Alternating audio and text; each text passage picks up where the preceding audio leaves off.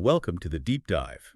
Today we're going deep, like way deep into 17th century philosophy. Think big thinkers, huge debates, and yeah, some seriously groundbreaking ideas. And right at the heart of it all is someone you might not expect, Lady Damaris Masham. You're right. It's so easy to kind of gloss over figures like Masham when we think about this period, but that's a mistake. Yeah, for sure. We've got her biography from the Stanford Encyclopedia of Philosophy. We've got excerpts from her published works. And we even have these amazing glimpses into her personal life through letters. Ooh, juicy. Yeah, it's fascinating. What we see is this picture of a woman who wasn't just content to sit on the sidelines of intellectual history. She shaped it. So we're not just talking about some passive observer here. Right. This is a woman who's going toe-to-toe with some of the biggest names of her time, like John Locke, Leibniz. She's publishing books. She's engaging in these fierce philosophical debates and doing all of this at a time when women were largely excluded from, academia and intellectual circles. It's pretty incredible. And her story begins in 1658 with her father, Ralph Cudworth. Now, he was a leading figure in the Cambridge Platonist movement. So imagine, right? Imagine growing up in a household where philosophical discourse is just the norm. Dad's library is this treasure trove of ideas just waiting to be explored. Like a breeding ground for a future philosopher. But here's what gets me every time. Despite this, incredibly intellectually rich upbringing, she wasn't formally educated in the classics, like many of her male counterparts were. No Latin, no Greek, those traditional tools of philosophical scholarship. Exactly. And you can kind of sense a little bit of frustration in her later writings, almost like she's making up for lost time. Well, if you won't teach me, I'll teach myself kind of thing. Right. And that's exactly what she did. She mastered Latin later in life using a method outlined in John Locke's Some Thoughts Concerning Education. Wow. So she took Locke's educational philosophy as a personal challenge. It's pretty cool, yeah. I love that. But even before her deep dive into Locke, she was actively seeking out these stimulating intellectual environments. And London, in particular, seems to have been a real draw for her. London was a hub of intellectual and social activity, and Masham thrived there. She was a frequent visitor to Elizabeth Stillingfleet's salon. Now, Elizabeth was a prominent figure, known for her wit and intelligence. Masham even used this playful nickname Urgunda for her in their correspondences. I love those little glimpses into her personality and social life. It humanizes her. Yeah. It reminds us that these weren't just these abstract figures. They were real people with friendships and inside jokes. Oh, absolutely. And it was actually within this vibrant social circle that she likely first met her future husband, Sir Francis Masham, who was related to Elizabeth.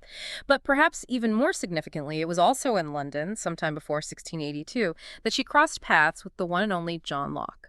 Okay, now things are getting interesting. Right. This wasn't just a casual acquaintance. This was a deep, intellectual and, dare I say, emotional connection. They were exchanging letters filled with philosophical ideas. And get this, they even wrote love poems to each other. Yeah, they did. Under the pseudonyms Philoclea and Philander, which just speaks to this level of intimacy and intellectual trust they shared. This wasn't just dry philosophical treatise, right? There was real passion and affection woven into their correspondence. Makes you wonder how much of their philosophical discussions kind of spilled over into those late night chats, those moments of shared wonder and intellectual exploration. Oh, I'm sure. Countless hours. And this connection only deepened when Locke actually became a long-term resident at her home, Oates, in Essex. Imagine the conversations that must have taken place within those walls, the back and forth, the challenges, the shared moments of insight. Like a constant philosophical seminar, fueled by this mutual respect and admiration. But Masham wasn't content to just absorb Locke's ideas. She was developing her own unique philosophical voice. And that leads us to her decision to actually publish her own works. And here's the thing.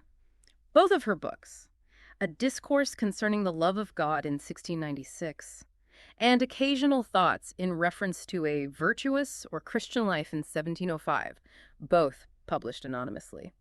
Now remember, this is a time when women were rarely recognized for their intellectual contributions, let alone celebrated. It's unfortunate, but not surprising, given the social norms of the time. It makes you wonder how many other brilliant female minds were just, silenced or overshadowed simply because of their gender. Absolutely. It's a question that really haunts intellectual history. But even without public acknowledgement, Masham's ideas managed to make a significant impact on the philosophical landscape of her time. So, publishing anonymously, engaging in these debates with the biggest names of the era, and she can't even attend university lectures or participate formally in these academic circles, it makes her achievements even more impressive, wouldn't you say? Oh, absolutely. It speaks volumes about her tenacity, her intellectual courage, and her unwavering commitment to engaging in these big questions of her day. And the topics she tackled weren't just abstract musings either, they were deeply relevant to the social and political climate of the 17th century. I mean, she delved into discussions on love, happiness, moral virtue, and even religious toleration. Those themes still resonate today. Hmm. It makes you realize that despite the vast differences in our historical context, we're still grappling with many of the same fundamental questions about the human condition. Exactly. And Masham's approach to these questions was both insightful and, at times, incredibly bold. Her first published work, A Discourse Concerning the Love of God, was actually a direct critique of John Norris, a prominent follower of Malebranche's occasionalism. Okay, hold on a second, because I'm guessing some of our listeners might not be familiar with occasionalism. Could you give us a quick explainer? Of course, occasionalism is it's a complex philosophical doctrine, but in essence, it proposes that God is the direct cause of everything that happens, including our emotions. So, for example, when you feel happy, it's not because something in the world triggered that emotion. It's because God directly caused that feeling within you. Wow, so it's like we have very little agency then. We're essentially puppets in God's grand cosmic play. That's one way to interpret it. And Norris, being a devout follower of this doctrine, took it to mean that God should be the sole object of our love. After all, if God is the source of all our emotions, including love, then it follows that our love should be directed solely towards the divine. So where did Macham stand on this? Did she buy into this idea of divinely implanted emotions and this exclusive focus on loving God? Not at all. In fact, a discourse concerning the love of God is essentially a point-by-point rebuttal of Norris's occasionalist views. Okay, so this is where we really start to see Masham's philosophical muscles flexing. She's not just passively accepting the dominant philosophical narrative of her time, she's actively challenging it. Exactly. And her arguments against Norris's occasionalism are both insightful and, for her time, incredibly daring. All right, I'm on the edge of my seat. What were her main critiques of this idea that God is directly controlling every emotion, including our capacity to love? So essentially, Masham argues that by making God the sole cause of our emotions, occasionalism diminishes the importance of the created world. Why? And by extension, like the significance of our relationships with other people. So for Masham, it's not just about where our love is directed. It's about the very nature of love itself and how it plays out in our lives, right? Hmm. She's pushing back against this idea that our earthly experiences are somehow less important than our relationship with God. Exactly. She argues that we come to love God through our engagement with the world, through observing the beauty and the order of creation, and through experiencing the joys and sorrows of human connection. It's not this top-down, divinely implanted emotion. It's something that grows organically out of our lived experience. It's like if God created this amazing world and filled it with all these wonderful things, then it kind of follows that he would want us to experience it fully, to connect with it, to love it. That's a great way to put it, and this is where we start to see the influence of Locke's epistemology on Mersham's thinking. You remember Locke's emphasis on sense and reflection as the sources of our knowledge? Well, Masham echoes this idea, arguing that our understanding of God and our capacity to love God stems from our sensory experiences and our reflections on those experiences. Okay, I'm starting to see those connections. It's not about rejecting faith or denying God's role. It's about grounding our understanding of the divine in our concrete lived experiences. Exactly. And this emphasis on experience and observation as these pathways to knowledge and even to loving God really sets the stage for Masham's later work, particularly occasional thoughts in reference to a virtuous or Christian life. Okay, let's dive into occasional thoughts then. What are some of the key themes she explores in that work? Well, like the title suggests, she really focuses on this idea of practical morality, on how we can live a virtuous life, in the here and now. And she does this by kind of navigating this tricky philosophical landscape. Okay, tell me more about this landscape. What are some of the intellectual currents she's grappling with? So imagine a spectrum, right, with two extremes. On one end, you have deism. This emphasizes reason alone as this foundation for morality and religious belief. Okay. On the other end, you have blind faith or superstition. This often rejects reason altogether in favor of, dogma and unquestioning adherence to religious authority. Got it. So she's trying to find that middle ground between these two extremes, a space where reason and faith can coexist and inform each other. Exactly. She calls it reasonable Christianity, and she's actually critical of both deism and blind faith, seeing both as kind of dangerous and ultimately leading to negative consequences. So what does this reasonable Christianity look like in practice then? How does she propose we strike this balance between reason and faith? For Masham, it all comes down to education. She argues that education, particularly religious education, should be based on reason and critical thinking, and not on blind acceptance of doctrines or rote memorization of scriptures. Okay, so she's not advocating for abandoning faith altogether, but rather for a more thoughtful and engaged approach to religious belief. Precisely. She believes that through reason, we can arrive at this deeper, more meaningful understanding of religious teachings.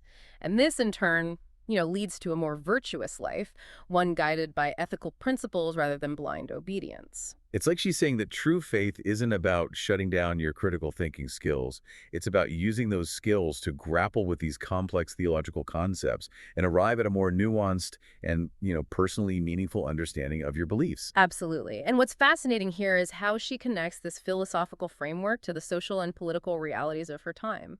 Remember, she's writing in the wake of the English Civil War and the Glorious Revolution, periods marked by intense religious and political upheaval. That's a great point. So her arguments for religious toleration and a more reasoned approach to faith weren't just these abstract philosophical exercises. They were directly relevant to the challenges and conflicts of her day. Absolutely. And she goes even further, arguing that irrational religion is not only intellectually unsound, but it's also morally detrimental. Yeah. She sees a direct link between blind faith and intolerance, fanaticism, and even violence. It's like she's anticipating some of the arguments we're still having today about the dangers of extremism and the importance of promoting critical thinking and dialogue, across different belief systems. Exactly. And this brings us to one of the most radical and, from a modern perspective, most inspiring aspects of Masham's work. I'm all ears. What's so groundbreaking about her approach to reasonable Christianity? Well, she argues that education, this cornerstone of moral and religious development, shouldn't be limited to men. She makes a very passionate and compelling case for the education of women. Wow, that's a pretty radical idea for the 17th century. Absolutely. Remember, this is a time when women were largely excluded from formal education, expected to focus primarily on, domestic duties and social graces and not intellectual pursuits. But Masham flips the script entirely. So she's not just advocating for women's education as a matter of personal fulfillment or individual rights.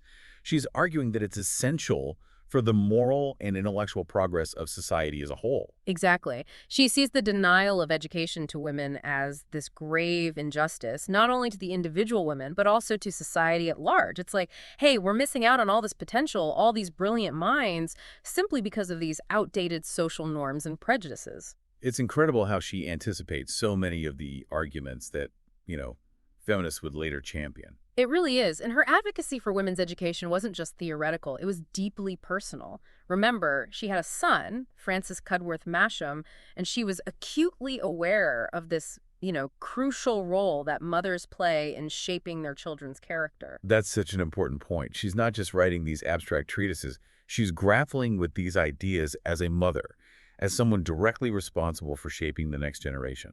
And that personal dimension just adds this layer of urgency and passion to her work. She's not just arguing for some abstract principle. She's fighting for the future, for a world where her son and all children can benefit from, the wisdom and the insight of educated women. Okay, so we've explored her upbringing, her deep connection with John Locke, her critique of occasionalism, her vision of reasonable Christianity, and her groundbreaking arguments for women's education. Is there anything else we should know about her philosophical journey? Well, we can't forget her fascinating exchange of letters with Gottfried Wilhelm Leibniz, one of the most influential philosophers and mathematicians of the 17th century. Whoa, Leibniz. That's a big name. What kind of philosophical sparring was going on between these two intellectual heavyweights? Oh, they tackled some pretty complex and abstract philosophical concepts, including Leibniz's theory of pre-established harmony. Okay, I'm going to need a quick explainer on that one. Yeah. Pre-established harmony. It sounds like something out of a mystical text. It is a complex idea, but imagine the universe as this perfectly synchronized clock, where every gear, every spring, every movement is preordained by the clockmaker.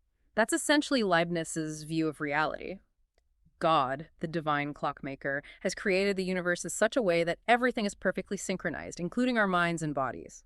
So it's like we're all just cogs in this grand cosmic machine, following a predetermined path set in motion by God. That's one way to interpret it. And this raises some, thorny questions about free will and moral responsibility. If everything is predetermined, then are we truly responsible for our actions? Do we really have any choice in how we live our lives? And I'm guessing these are precisely the kinds of questions that Masham raised in her correspondence with Leibniz. You know it. She wasn't one to shy away from a good philosophical debate, even when it meant, challenging a figure as renowned as Leibniz. She questioned the implications of pre-established harmony for, human agency and moral responsibility, pushing back against this idea that we're simply passive players in this divinely orchestrated drama. This is what I find so inspiring about Masham.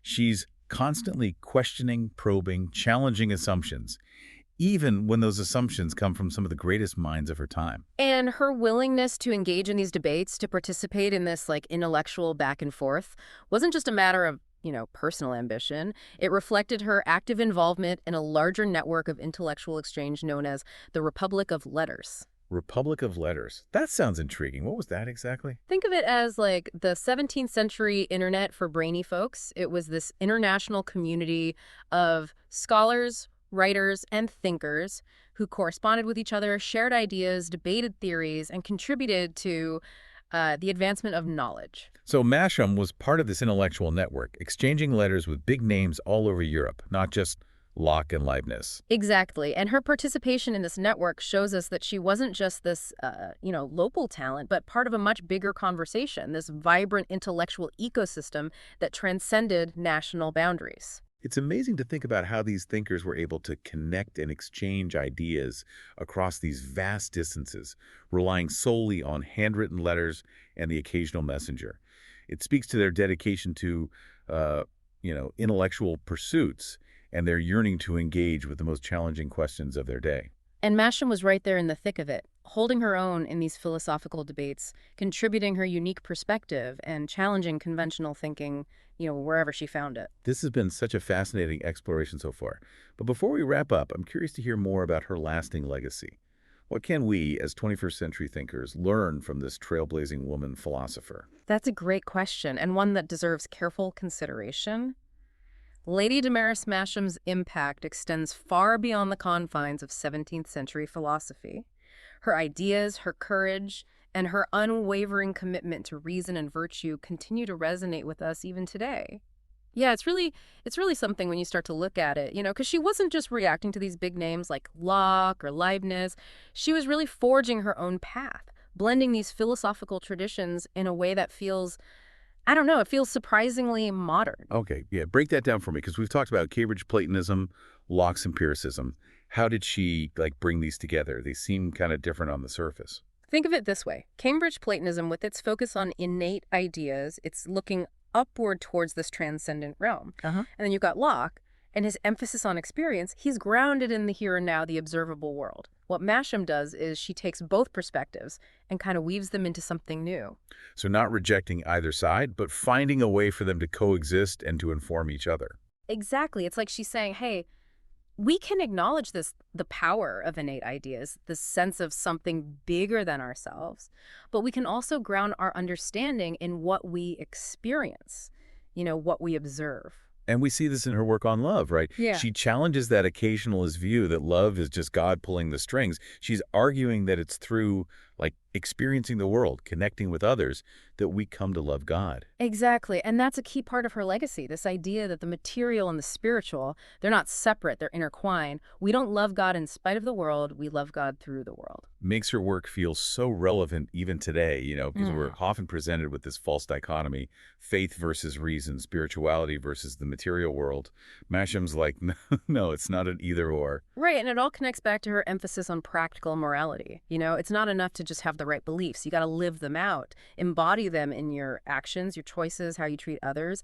It's about that link between thinking and doing, knowing and being. Which brings us back to her, like, really fierce advocacy for women's education.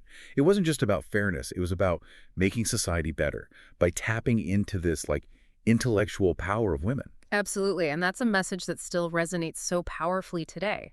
How much are we still missing out on? How much potential is still being stifled because of these outdated assumptions about who gets to participate in intellectual life? So if someone wanted to, like, understand Lady Damaris Masham's legacy in a nutshell, what would you say are the, like, key takeaways? I'd point to three things. First, her ability to synthesize these seemingly opposing philosophical traditions.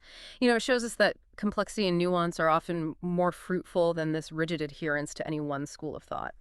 Second, her unwavering commitment to reason and experience as pathways to both knowledge and virtue. And finally, her groundbreaking advocacy for women's education, not just as a matter of individual rights, but as this necessity for the moral and intellectual progress of society as a whole. Those are powerful and timely lessons. It's incredible to think that a woman writing in the 17th century could offer insights that are so relevant to the challenges we face, even today. I know, it's really amazing. Lady Damaris Masham's story is a testament to this enduring power ideas, the importance of challenging conventional thinking, and this vital role that women have always played in shaping intellectual history, even when their voices were silenced or marginalized. So to all our listeners out there, if you're drawn to these big philosophical questions, if you're fascinated by this intersection of faith and reason, or if you're simply inspired by these trailblazing women who dared to think differently, Lady Damaris Masham is definitely worth getting to know. Yeah, and as you kind of delve into her work, ask yourself, what resonates most strongly with you? What challenges does she pose to your own understanding of the world? What can we learn from her example about living a life of intellectual curiosity, moral courage, and this unwavering commitment to truth? Keep those questions brewing, and we'll catch you next time on The Deep Dive.